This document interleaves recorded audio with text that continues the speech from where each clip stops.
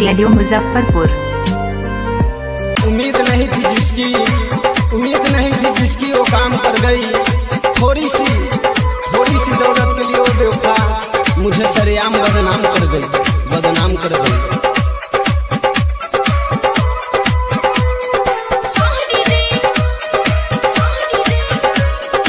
Recording by Saraswati studio Muzaffarpur.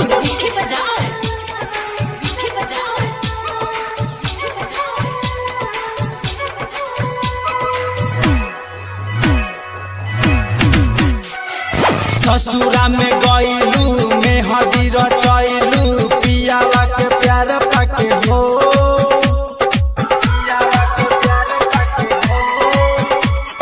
याद बारा आइलू दिल के दुखाइलू हम के रोइलू हो।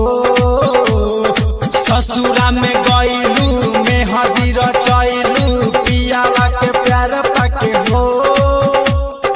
याद बारा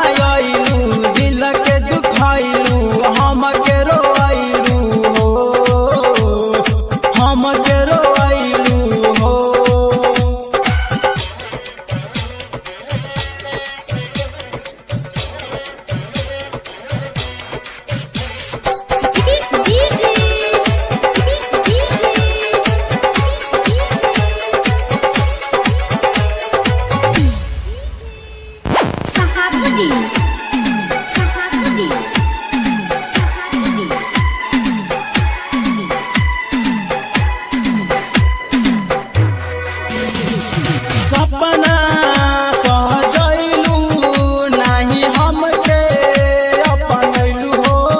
छोड़ दिहलू साथ हमके दोसरा के बहिया दैलू हो।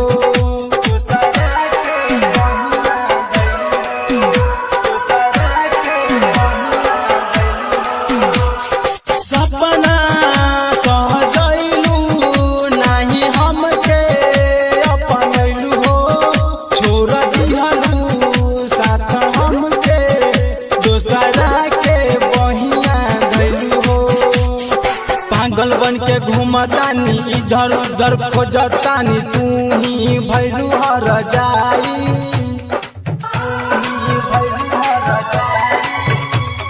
याद बारा आइलू दिल के दुखाइलू हम के रोइलू हो। ससुरा में गईलू में हदी रचैलू पियावा के प्यार पाके हो। याद बारा आइलू दिल के दुखाइलू हम के रोइलू हो।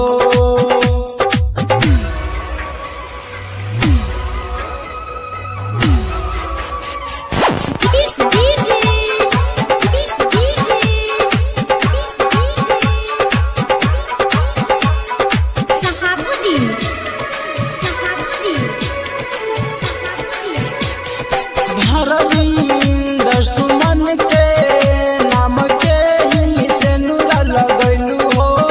सिकंदर सागर के रोआ के जिंदगी से गैलू हो।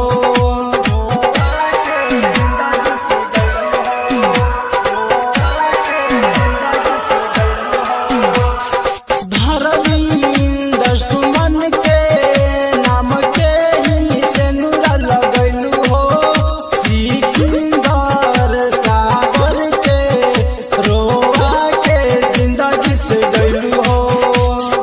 रोई रोई कहतानी फोटो देख के जियतानी भैलू जान बेवफाई।